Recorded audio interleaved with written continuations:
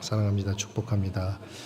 오전에 앉아 계셨던 분들 그대로 앉아 계시는 것 같아요. 네, 식사하시고 그냥 그대로 앉아 계시는 것 같은데요. 지난번에도 이야기했지만 이 2시가 굉장히 이제 위험한 시간이지 않습니까? 보통 청년부 예배가 보통 이 2시에 있는데 식사를 하고 이제 설교를 하기 시작하면 되게 피곤한 시간인 것 같아요. 네. 그 영화 국제시장 그 첫 부분에 그 흥남부두에서 이렇게 후퇴할 때 그 주인공이 이제 그 동생을 잃어버리잖아요.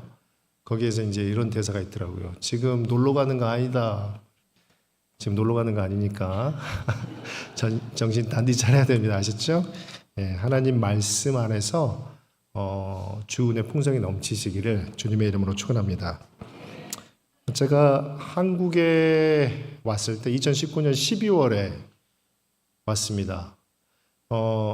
공부를 마치고 한국을 가야 되나 여기 계속 있어야 되나 이제 고민 중에 있었는데 제가 사역했던 교회 장애부서 풀타임을 구하는 그 공지를 보고 이제 기도하다가 마음이 뜨거워져서 지원을 했었어요. 근데 한국은 참 터프하다는 생각이 들었습니다. 왜냐하면 제가 미국에 있었고 우리 자녀들이 그때는 이제 2명이었고 막내 소희가 없었는데요. 또 영주권이 진행되고 있었습니다. 그러다 보니까 한국으로 이렇게 나오게 되면 굉장히 애매한 상황이 됐었거든요. 근데 그 교회에서 연락이 와서 인터뷰를 보러 한국으로 오라는 거예요. 그래서 한국으로 오게 되면 이제 비행기 티켓도 우리 가족이 다 나오면 한 1,000만 원 정도 드는 건데, 네. 비행기 티켓도 들고 또 영주권도 문제가 생기고, 네. 그분들은 몰랐지만 저는 이제 큰 결심을 하고 나왔었거든요. 그리고 인터뷰를 해서 사역을 하게 됐었습니다. 정말 터프한 게 바로 2주 뒤부터 사역을 하라는 거예요. 미국에 제 짐이랑 다 그대로 있고 차 다 그대로 있는데 이제 다녀오겠습니다 이렇게 하면 한 달, 2달 이렇게 시간을 줄 줄 알았더니 2주 뒤부터 바로 사역을 하라 그래서 들어가서 아내랑 아이들이 정리를 하고 저는 이제 바로 나와서 사역을 했습니다. 사역을 시작하고 얼마 지나지 않았을 때 여러분들 잘 기억하실 거예요. 2020년 2월 말에 뭐가 생겼죠? 코로나가 생겼어요. 그래서 굉장히 분주하고 힘들었는데 잠깐의 쉼을 쉰다라는 생각을 했었습니다. 그런데 시간이 길어지다 보니까 사역을 하러 나왔는데 그냥 성도님들도 뵙지 못하고 이렇게 전화 통화나 이렇게밖에 할 수가 없어서 굉장히 답답한 상황이었습니다.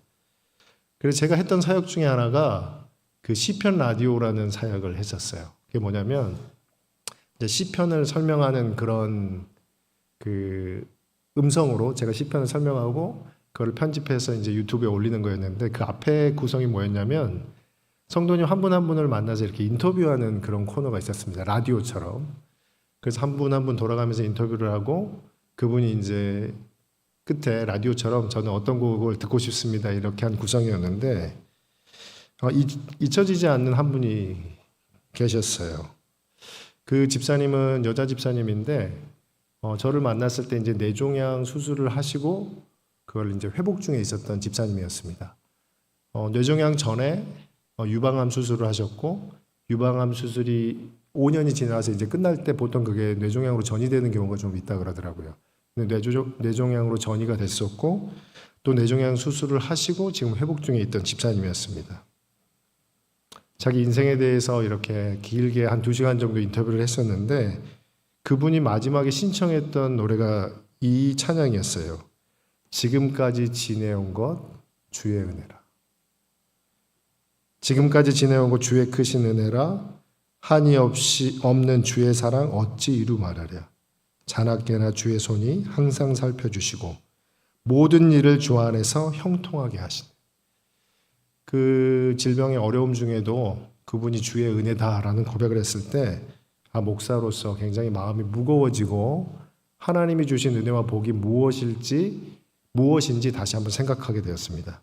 우리 사랑하는 운정방주교회 성도 여러분, 오늘 이 말씀을 통하여서 하나님의 백성에게 준 하나님의 은혜와 복이 무엇인지 다시 한번 우리가 정리하고 예수 그리스도 안에서 기쁨 누리는 성도 되었으면 좋겠습니다. 우리가 오늘 읽었던 욥은 너무나 익숙한 내용이죠. 다 잘 아실 것입니다. 여러 번 읽어보셨을 거고 많은 은혜를 받았을 것입니다. 오늘 10절 말씀을 보면 이렇게 되어 있죠.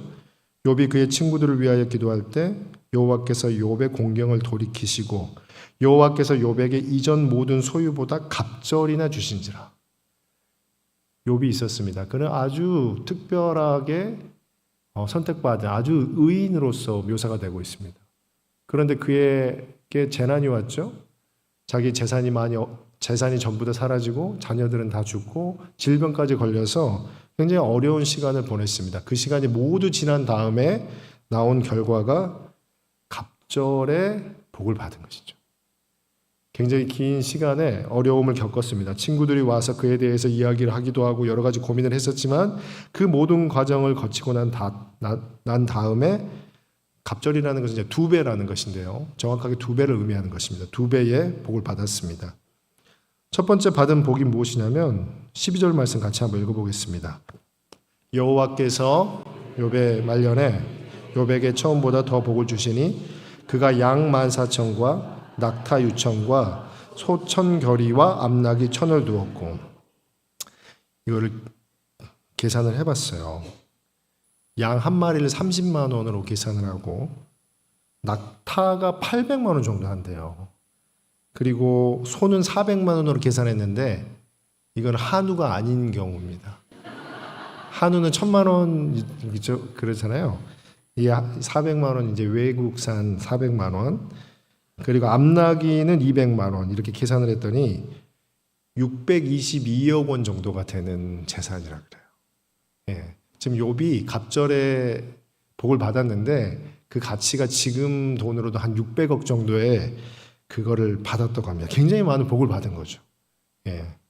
두 번째는 자녀들이 복을 받는데 13절에 또 아들 7과 딸 3을 두었으며, 아들 7과 딸 3이 생겼습니다. 초반에 자녀들이 다 죽음을 당하지 않습니까? 그런데 말년에 이제 갑절에 복을 받았더니 딸 7과 아들 7과 딸 3을 두게 되었고, 14절에 보면 그 딸들이 좀 더 특별합니다.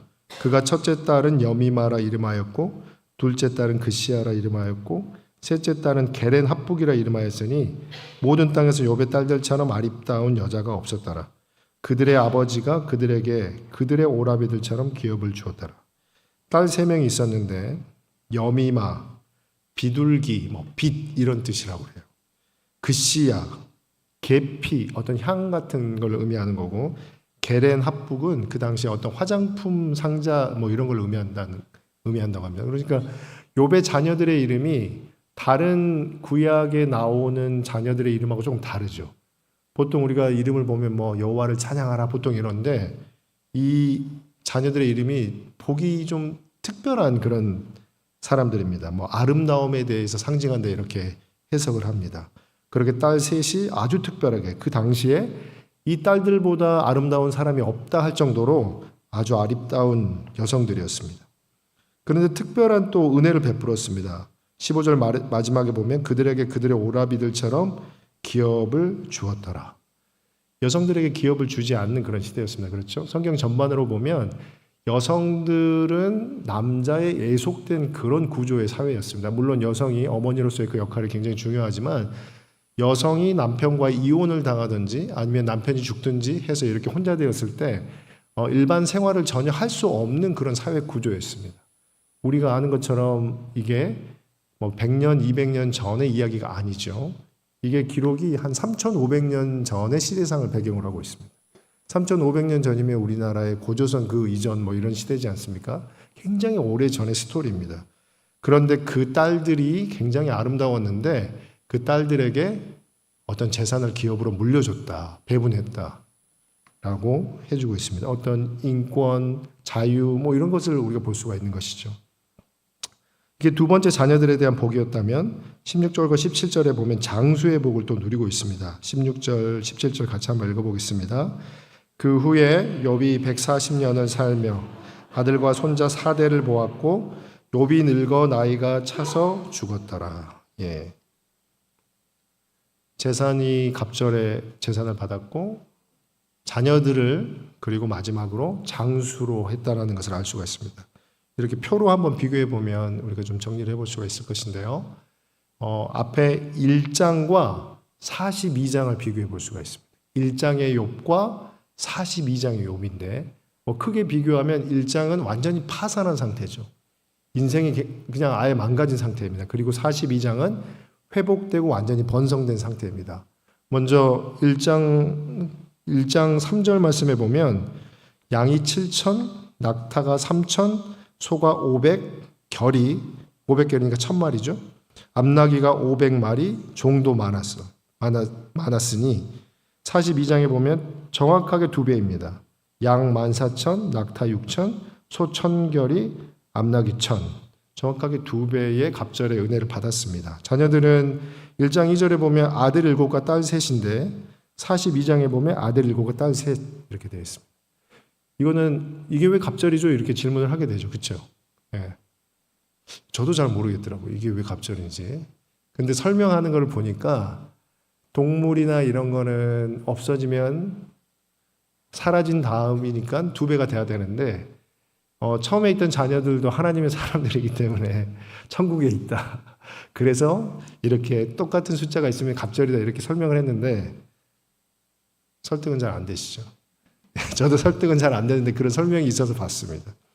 마지막은 질병을 갖게 되잖아요. 몸의 피부병이라고 우리가 생각해 볼 수가 있지만 아주 처참한 상태가 됩니다. 굉장히 부자고 잘 살던 사람입니다. 자녀들도 아주 풍성하고 자녀들도 떵떵거리고 살고 종도 많았습니다. 그런데 그 사람의 인생이 완전히 망가진 다음에 망가진 것뿐만 아니라 몸의 건강도 완전히 상실한 상태. 그게 1장이었다면 갑절의 은혜를 받은 상태는 그 후에 갑절의 은혜를 받은 그 후에 140년을 살고 아들 손자 4대를 보았다. 굉장히 장수의 복도 누렸다라는 것을 정확하게 알 수가 있습니다. 1장과 42장 사이에 그의 인내가 결국 하나님께 이런 복을 받았다라는 것이죠. 우리 사랑하는 온정 방주교회 성도 여러분, 고난을 인내했더니 하나님이 갑절 주심의 은혜가 있음을 기억하시길 바랍니다.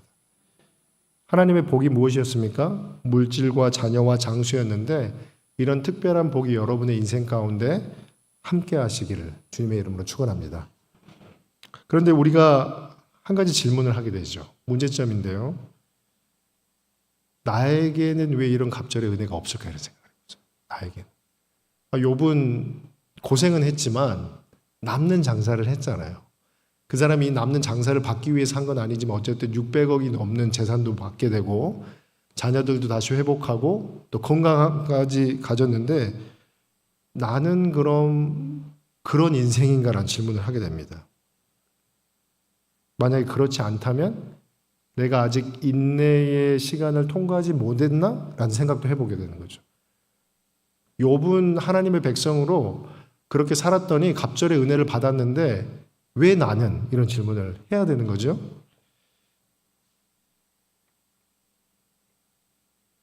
우리가 보통 욥의 42장 말씀을 그런 물질적인 복으로 제한한다면 이 질문에 대한 답변을 우리가 할 수 없을 것입니다.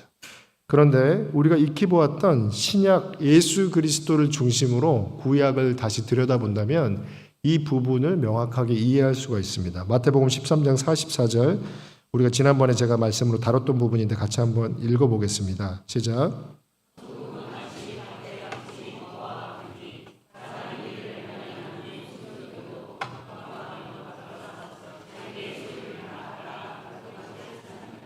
마태복음 6장 19절과 20절 말씀도 같이 한번 읽어보겠습니다. 시작.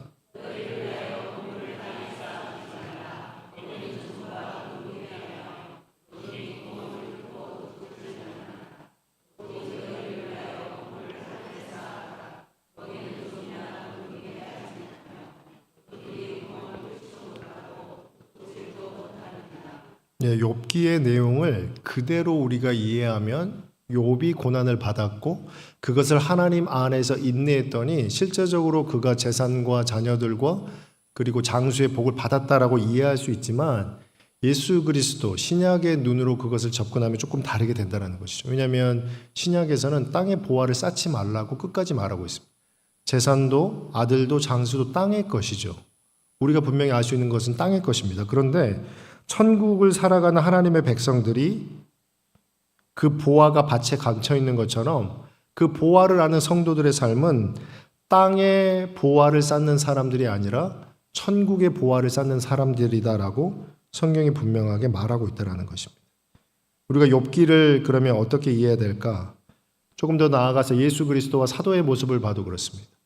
예수 그리스도께서 이 땅에 오셨습니다. 구약에서 그리스도를 기다리던 사람들의 그에 대한 예언의 확증으로 예수가 오셨습니다. 그 예수께서 어떤 것이 복인지를 보여주셔야 됩니다. 그러면 예수께서는 하나님의 백성들에게 재산과 그리고 자녀와 장수의 복을 실제적으로 누리면서 하나님의 백성은 이런 복을 누리는 것이다라고 보여줘야 되는데 그렇지 않았다는 것이죠. 예수님 본인이 그런 복을 누리지 않았습니다. 그러면 예수님은 누리지 않았지만 그 뒤에 사람들, 그의 제자들과 사람들은 그렇게 살았나? 라고 살펴보면 그렇지 않다는 것이죠. 가룟 유다를 제외한 하나님의 사도들이, 제자들이 아무도 그렇게 살지 않았습니다. 그들이 복음 전하면서 예수님과 똑같은 모습을 살다가 죽었죠. 초대교회 때도 그랬고요. 중세교회 때도 그랬습니다. 일부 타락한 그런 부분을 빼고는 예수 그리스도를 신실하게 살아가는 사람들은 동일한 예수님의 모습처럼, 사도들의 모습처럼 살다가 이 땅의 삶을 마감했습니다. 그렇기 때문에 욥기는 어떤 내용인지 우리가 다시 한번 살펴본다면 욥기 1장 6절부터 7절 말씀 같이 한번 읽어보겠습니다. 시작. 이건 제가 읽겠습니다. 하루는 하나님의 아들들이 와서 여호와 앞에 섰고 사탄도 그들 가운데 온지라. 여호와께서 사탄에게 이르시되 내가 어디서 왔느냐? 사탄이 여호와께 대답하여 이르되 땅을 두루 돌아 여기저기 다녀왔나이다. 욥기의 내용이 굉장히 특별한 의미가 담겨 있죠. 그 배경 자체가 사단이 등장하고 지금 하나님의 사람이 등장하고 여호와가 등장합니다. 그냥 일반적인 내용과는 다르다라는 것이죠. 그리고 특별히 욥기는 이스라엘에 대한 내용이 하나도 등장하지 않습니다. 그렇죠. 아까 딸들의 이름도 그랬듯이 이스라엘에 대한 내용이 등장하지 않습니다.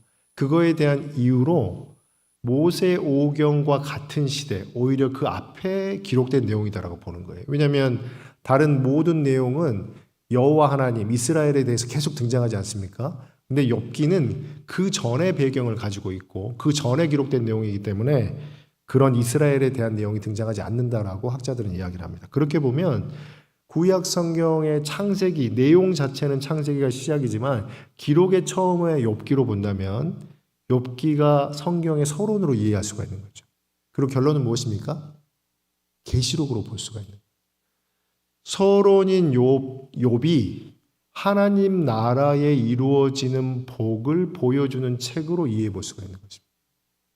욥이라는 사람이 살았는데 어려움을 겪었더니 잘 살게 되었더라. 이 내용이 아니라 처음 등장부터 사단이 등장하고 하늘이 등장하고 시험을 하고 특별한 배경을 보여준다는 것 자체가 그런 의미로 이해해 볼 수가 있는 것입니다. 그렇기 때문에 욥이라는 사람은 예수님의 모습을 우리가 상징해 볼 수가 있는 것이죠. 우수 땅에 욥이라는 사람이 사는데 그 사람이 온전하고 정직하고 하나님을 경외하며 악에서 떠난 자라. 악과 구별된 사람, 하나님의 특별한 사람, 우리가 예수 그리스도를 생각해 볼 수가 있는 것입니다. 욥을 통해서 상징적으로 예수 그리스도를 보는 것이죠.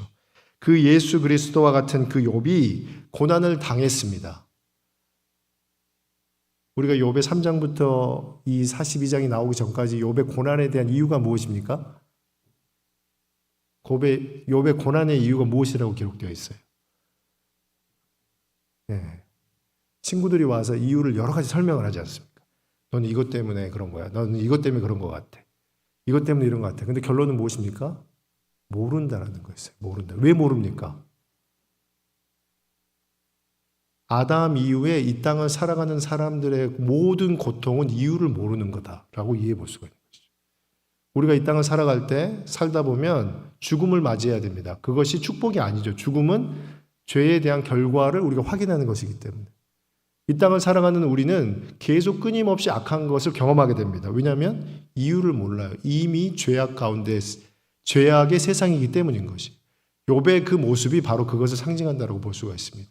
욥이 고난을 당하고 자녀들이 죽고 그리고 가축 재산들이 다 사라지고 그리고 자기가 피부병에 걸려서 고통을 받을 때 그 이유를 모른다. 왜냐하면 이 세상이 죄악된 세상이기 때문에 그렇게 볼 수가 있는 것입니다. 그러면 욥을 이해하는 구체적인 키는 욥의 42장 5절 말씀으로 그리고 6절 말씀으로 우리가 이어서 볼 수가 있는데 욥기 42장 5절 말씀을 같이 한번 보겠습니다. 시작. 이제 눈으로 주를 배움나이다. 댓글과 제 가운데 회개하나이다. 욥의 42장의 이 갑절의 복을 받기 직전의 내용인데 무엇이 등장합니까? 하나는 하나님을 보았다라는 것입니다. 우리가 이 땅을 살아가는 성도들이 죄악된 세상 가운데 벗어나는 유일한 길은 하나님과 연합하는 것입니다. 예수 그리스도와 연합하는 것이죠. 예수 그리스도를 마주한 사람만이 이 땅에서 죄악이 아닌 하나님의 복 가운데 살아갈 수 있다. 그것이 성경의 가르침일 것입니다. 42장 6절에 보았던 것처럼 그가 무엇을 했습니까? 하나님을 보았더니 그가 무엇을 했습니까? 회개를 했죠. 우리가 너무나 잘 아는 내용이 욥기에 등장하고 있는 것이죠. 욥이라는 사람이 이 땅의 삶을 살아가면서 이 고통이 어디서 왔는지를 알지 못한 채로 살아가고 있습니다. 그런데 어느 날 하나님을 보게 되는 것이죠. 내가 눈으로 하나님을 보았더니 무엇을 했습니까? 회개를 한 것이죠.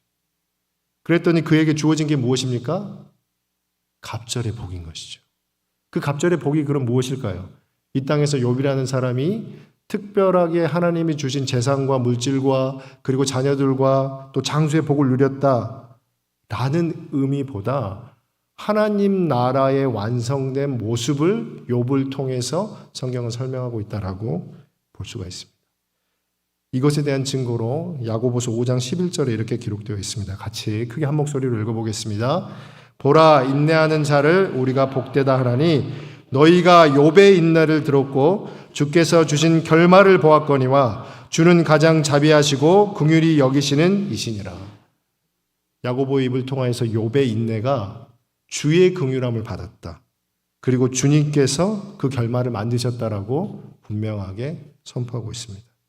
사랑하는 운정방주교회 성도 여러분, 우리는 욥기를 읽으면서 나에게는 왜 갑절에 물질의 복이 없을까? 자식들이 왜 이런 복을 받지 못할까?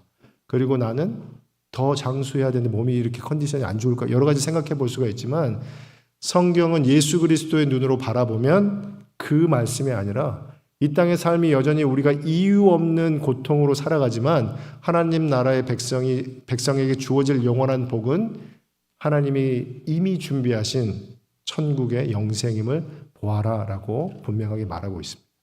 그 복을 누리시는 성도 되시기를 주님의 이름으로 축원합니다. 처음에 말씀드렸던 그 집사님은 그 인터뷰를 5년 반 정도 전에 했던 인터뷰였습니다. 유방암 수술을 하셨고 뇌종양 수술을 하시고 저랑 그렇게 인터뷰를 하시고 열심히 신앙생활을 했습니다. 그리고 5년이라는 시간이 지난 다음에 상태가 더 안 좋아지셨어요. 그리고 제가 교회로 옮기기 전에 신방을 가셨을 때는 의사소통을 하지 못하는 그 재활병원으로 들어가 계셨습니다.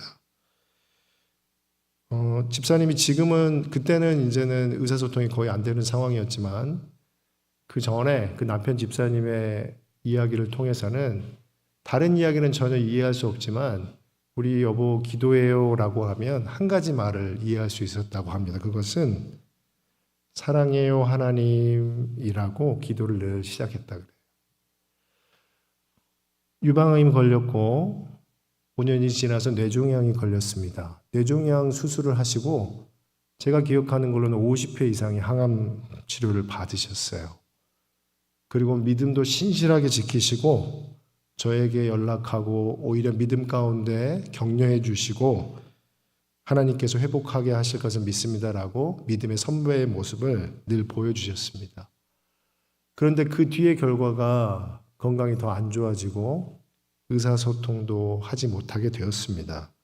그러나 그런 중에도 여전히 사랑해요 하나님이라고 고백한다는 그 이야기를 듣고 이게 성도의 복이다라는 생각을 했습니다. 사랑하는 운정방주교회 성도 여러분, 하나님의 백성들의 복이 무엇일까요? 하나님을 보는 것. 하나님을 보고 회개하는 것. 그리고 회개하고 살아가면서 이 땅에 일어나는 알지 못하는 모든 일 가운데 빛 대신 예수 그리스도와 묵묵히 걸어가고 천국에 주어질 영원한 상급을 꿈꾸며 살아가는 것. 그것이 가장 복된 길임을 기억하시길 바랍니다. 제가 여기 청빙이 끝나고 그 주에 그분 장례식을 치르고 왔습니다. 제가 오랫동안 케어를 했었기 때문에 저한테 장례식을 치러달라고 요청을 하셔서 장로님께 허락을 받고 가서 장례식을 치러드리고 왔는데 그분이 처음에 인터뷰할 때 두 가지 기도 제목을 남겼어요. 하나는 남편이 굉장히 똑똑하신데 변호사신데 의심이 많고 그래서 믿음이 잘 자랐으면 좋겠다. 그리고 첫째 아들이 워낙 사회에 적응을 못해서 교회도 예수 그리스도도 안 믿고 적응을 못하는데 청년으로 잘 자랐으면 좋겠다라는 기도 제목이었습니다. 그 장례식을 치르면서 그 첫째 아이가 상주로서 든든하게 그 자리를 지키며 예배에 참석하는 모습을 보고 하나님께서는 성도에게 복을 주시구나라는 생각을 했습니다. 그리고 그 남편 믿음의 생활을 잘 못해서 걱정을 끼쳤던 그 남편이 오늘 참석해서 같이 예배를 드렸던 그분이셨습니다. 하나님께서는 우리에게 늘 복을 주시죠. 세상 사람들이 주는 그 복이 아니라 이 땅의 사람들은 감당할 수 없지만 하늘의 하나님만은 알게 하시는 그 특별한 복을 주심으로 우리가 더욱 그리스도 예수 안에서 평안할 수 있음을 믿습니다. 더욱 예수 안에서 복을 누리시며 하나님의 눈과 마음으로 예수 그리스도와 연합한 삶을 살아가며 이 세상에서 하나님을 증거하고 자랑이 되는 복된 성도 되시기를 주님의 이름으로 축원합니다. 우리 함께 찬양하고 기도의 자리로 나아가겠습니다.